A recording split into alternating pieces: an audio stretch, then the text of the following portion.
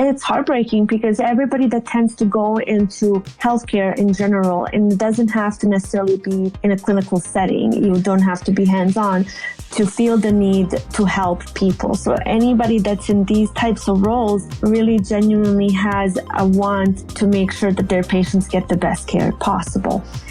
And there's no worse feeling than feeling like your hands are tied. So you have all of this amazing stuff that the patient should be able to have access to, but they don't. And financial navigators are really, truly genuine angels who really try their best to find ways that patients can get their treatment, get anything that the provider feels that the patient needs. Today on Cancer Buzz, the advent of biomarker testing has brought customized cancer treatment to many patients, leading to improved outcomes. But do confusing and cumbersome reimbursement requirements actually hinder patients from realizing the full benefits?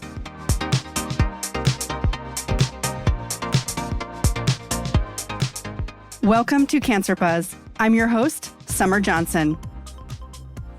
Precision medicine is one of the most exciting developments in cancer treatment. New technologies, such as biomarker testing, can identify candidates for targeted therapies. But the expertise needed to perform and interpret these tests comes at a high price tag. Respondents to ACCC's Trending Now in Cancer Care survey said that insurance coverage, reimbursement, and insufficient protocols present the biggest barriers to widespread biomarker testing. And it leads to considerable financial distress for both patients and providers. Each private payer has a different reimbursement structure for biomarker testing, and there are frequent changes to the rules midstream. Often, financial counselors don't know whether biomarker testing will be covered until patients receive a bill. Long pre-authorization processes can also delay a patient's treatment when patients don't have the time to spare. Cancer Buzz spoke with two financial counselors about their roles in helping patients and providers navigate the financial options available to them for patients that need biomarker testing. Arnela Kajdic-Tarantino is a financial program coordinator at St. Luke's Cancer Institute Center in Boise, Idaho. She explains what happens when payers don't cover biomarker testing. The cost varies as there are so many different tests. The cost can go for NGS panel could go up to $2,500 for the patient. So a lot of it, if we are not able to, get the insurance or payers to cover that cost, then what ends up happening is the patient is even asked if it's something that is completely medically necessary, that the providers feel that way, then the patient would be asked to either cover that cost if they would like to, or it would be out of cost. It would be a not covered service. So if something is not a covered cost and the patient still medically needs it, we have a couple options that the patient gets a cash discount and they just have to prepay for the service. Or if they qualify, we have foundations through the facility. If they financially qualify, then we would apply for them for that, and then they wouldn't be responsible for it, but it would not go through the payer. Arnela's team of financial counselors works with providers and other members of the multidisciplinary team to find alternative options. So usually we notify the provider first to see if there's any alternative tests that we can do instead. And then we can try to get the payer to cover it. If there aren't any, then usually the provider at the visit, or we have a nurse coordinators for transplant patients especially, they would contact the patient, let them know, okay, the service is still required by your provider, or is still something that the provider would like to proceed with, and give the clinical reasoning why that test would be preferred. And then let them know also that the insurance is not covering it, and to contact us if they would like to proceed. And then we, as financial advocates, would give them the options that they would have. But these can be time-consuming, leading to treatment delays. I've actually have had just a very recent patient.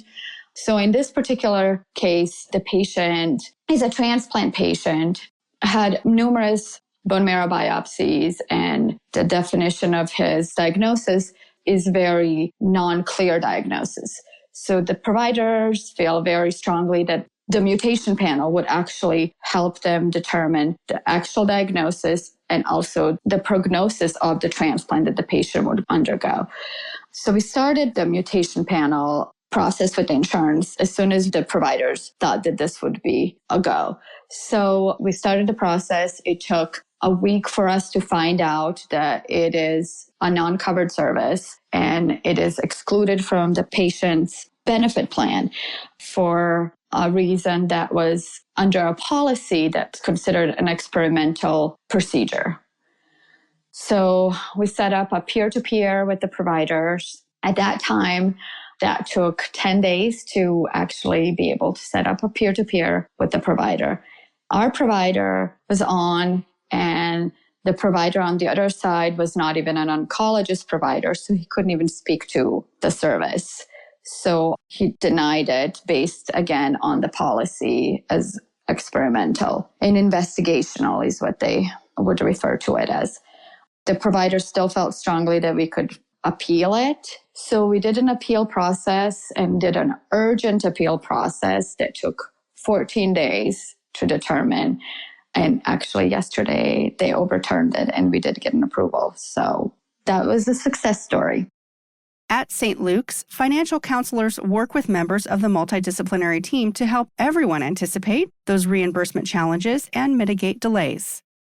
As financial advocates, we are part of the weekly patient care meeting where the entire team is part of this meeting. So every case is discussed in depth. All the planning is part of this meeting.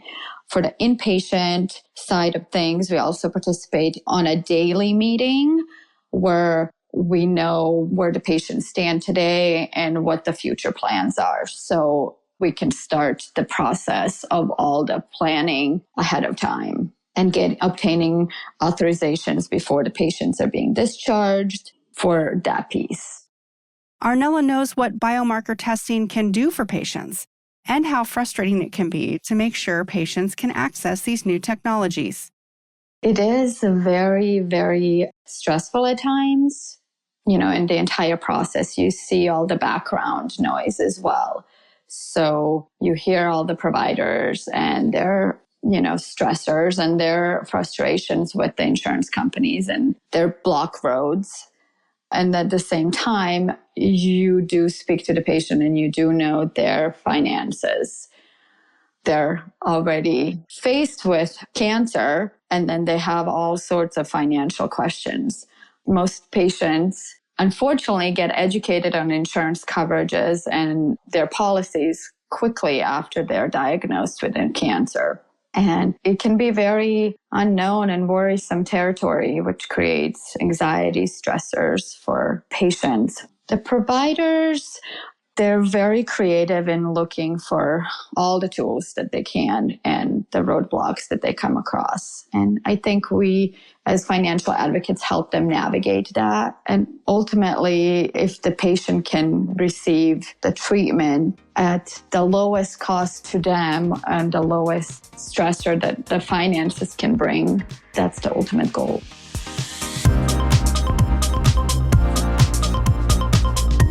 We heard from Rifeta Kajdic at the top of the show. She also works at the St. Luke's Cancer Institute as a program manager, and she happens to have the same name as Arnela because they are second cousins. These tests cost vary, especially as newer tests enter the cancer care market. However, what's important to realize is that all of these tests are relatively inexpensive when they're compared to the cost of therapy. So if you have a provider that is ordering multiple tests, but then an insurance company comes back and says, we'll only pay for 2 of them because they are attempting to minimize their own costs, then ultimately the risk of us missing something clinically increases because we have less tests to run.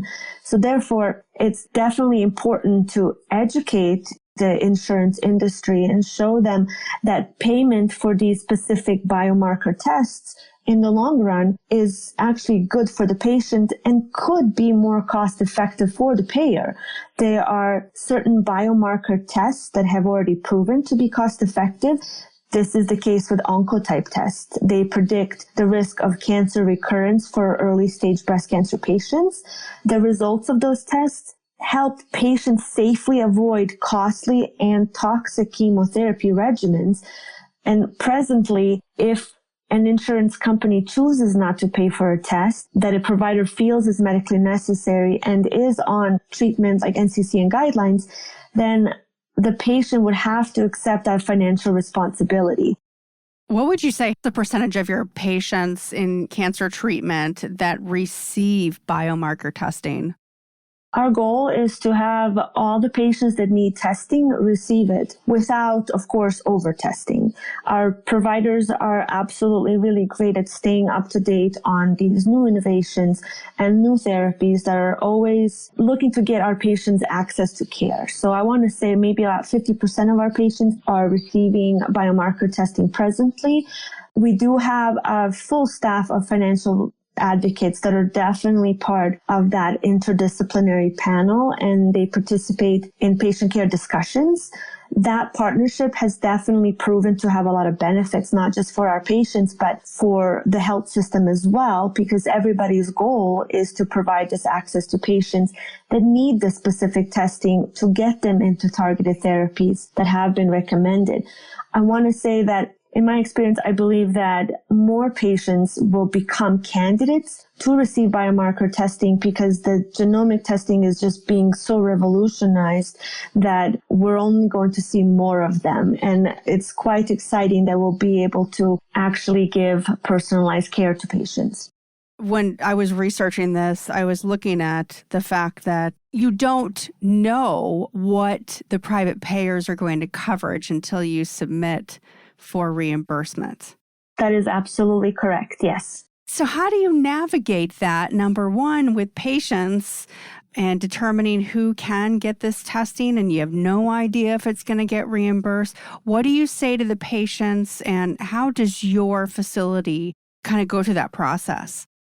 We try to be as proactive as possible. So whenever we have a provider that has seen a patient and decides that this is testing that this patient should get, depending on the test itself, we will always check authorization requirements, the patient's benefits with their insurance, and will then submit that authorization request to obtain an approval. And once the insurance that makes their determination, if it is a denial, then we will go through the appeals. And this is all done before the test has been performed. So that is the only caveat here, is that you have insurance companies that can take a long time to make a determination. So how long does your patient wait? So those real conversations do have to happen as soon as you start to see a trend that an insurance company is taking a long time to give you a determination, whereas someone with like stage 3 cancer is waiting. So you have to let the patient know that there is a risk of financial responsibility should they proceed prior to an insurance coming back and giving us a determination. Have you had any patients who have opted then not to have the testing? Absolutely. I think that's true in any circumstance where cancer care is very expensive and patients tend to pause. Like whenever someone receives this life-changing diagnosis, they immediately stop and think, like once the shock wears down a bit, the questions that they ask themselves is how do I pay for my treatment? And what am I going to leave behind for my family to then have to maybe pay for? And what does this look like? Do I lose my home? Do I have to ration my medicine? So there's lots of different aspects that happen. And yes, patients have definitely chosen not to go a certain route because of financial reasons. Can you explain to us the Medicare 14-day rule and its impact on biomarker testing? Absolutely. So this is a Medicare rule that everybody has to comply with. It is a rule that helps determine who gets billed for a test that's given to a Medicare beneficiary patient. Basically, this is a date of service rule, and it determines whether or not the clinical laboratory service gets bundled into the DRG payment made to the hospital for any inpatient admissions. So in layman's terms, any molecular test that's ordered less than 14 days of a patient's inpatient discharge date will get billed to the hospital. Any lab that gets ordered more than 14 days of a patient's inpatient discharge date will then get billed to Medicare. And because we are in such an era of these rapid advances in biomedicine, and we have a broader understanding of the genetic basis of diseases, the precision of these biomarkers really allows healthcare providers ways to identify molecular aberrations that are specific to that individual patient, which can then be used to guide treatment options. But it can't just be the right treatment. It has to be the right treatment delivered to the right patient at the right time. And so you have this 14-day rule that absolutely has an impact on biomarker reimbursement and can impact timely treatment decisions and therapy starts, because there's such a big risk of financial responsibility that somebody has to own. And it comes down to, will it be the hospital, will it be the patient, or the insurance? And if the insurance backs out, then it's a discussion between the patient and the healthcare provider. And the Medicare 14-day rule can cause huge delays in the treatments. Is that due to the conversations, or is that just when the clock resets, or where do the delays come from? Well, you have to think of things, for example, like any sequence testing. So if you have a patient that gets admitted, and we're not allowed to order a test until 14 days from their discharge date. So you've already wasted 2 weeks. You send this request in, then you have to wait for the pathology to actually get sent from our pathology center to the testing facility. Then they need to run the test. So you could be looking at a month later post-discharge date before you actually have results. So it's just, it gets stuck in transit as well. And there's just a big delay with making sure that you get those right results at the right time. But if we can't send them right away and as quick as we want, we're wasting 2 weeks just waiting. Walk us through some of the potential consequences of a patient who is unable to obtain a test that they really should get.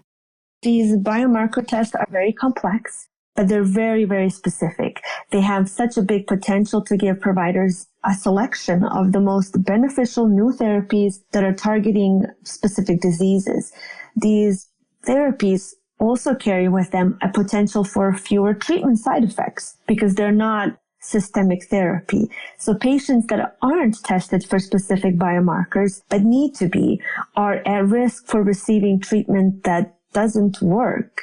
So you have an insurance company that can end up paying for an expensive treatment that doesn't work and ultimately doesn't really give the patient any benefit.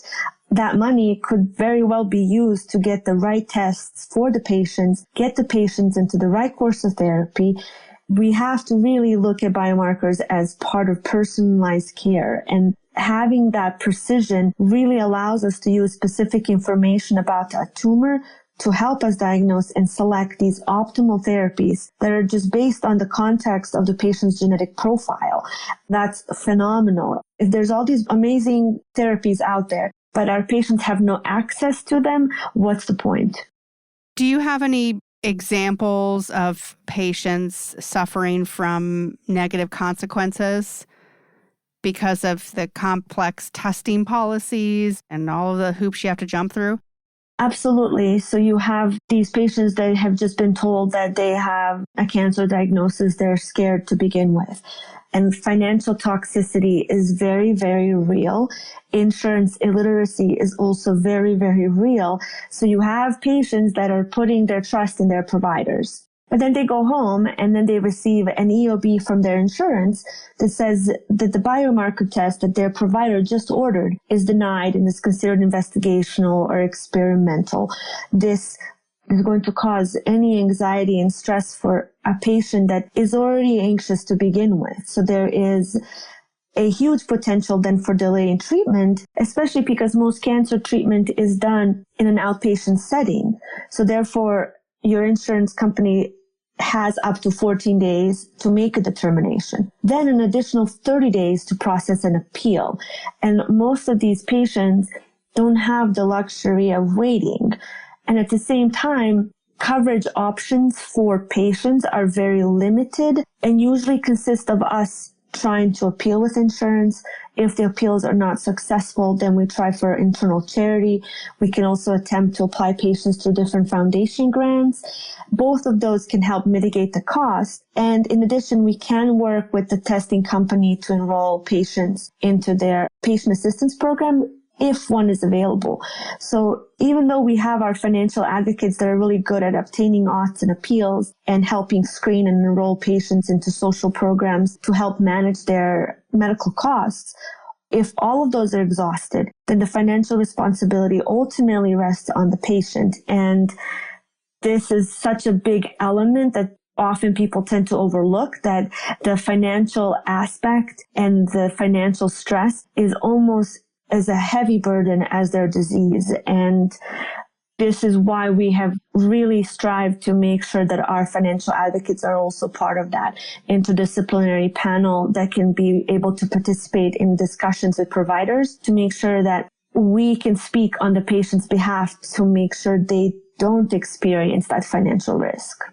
What about that kind of emotional burden that you feel that, precision medicine is a fantastic area of oncology, and a lot of these patients could be helped, but because of this red tape, not a lot of patients are able to take advantage of it. How does that feel for your team? It's heartbreaking because everybody that tends to go into healthcare in general, and it doesn't have to necessarily be in a clinical setting, you don't have to be hands-on, to feel the need to help people. So anybody that's in these types of roles really genuinely has a want to make sure that their patients get the best care possible. And there's no worse feeling than feeling like your hands are tied. So you have all of this amazing stuff that the patient should be able to have access to, but they don't. And financial navigators are really, truly genuine angels who really try their best to find ways that patients can get their treatment, get anything that the provider feels that the patient needs. And in my experience, I have been in situations where a patient really kind of steps back and says, can I talk to you alone without my family in the room? Because they ultimately want to say, I know that I might pass away. What does this look like when I'm gone for my family? You can find tools and resources on navigating barriers to biomarker testing and precision medicine in the show notes. Thank you for listening to Cancer Buzz. If you've been enjoying the show, please share this episode with a colleague. And don't forget to subscribe to the show on your favorite podcast platform. That way, the latest episode will be delivered right to you as soon as it's available. Next time on Cancer Buzz, helping patients understand the therapeutic benefits of biosimilars. That's in 2 weeks. Until then, for the entire Cancer Buzz team, this is Summer Johnson. Cancer Buzz is a resource of the Association of Community Cancer Centers.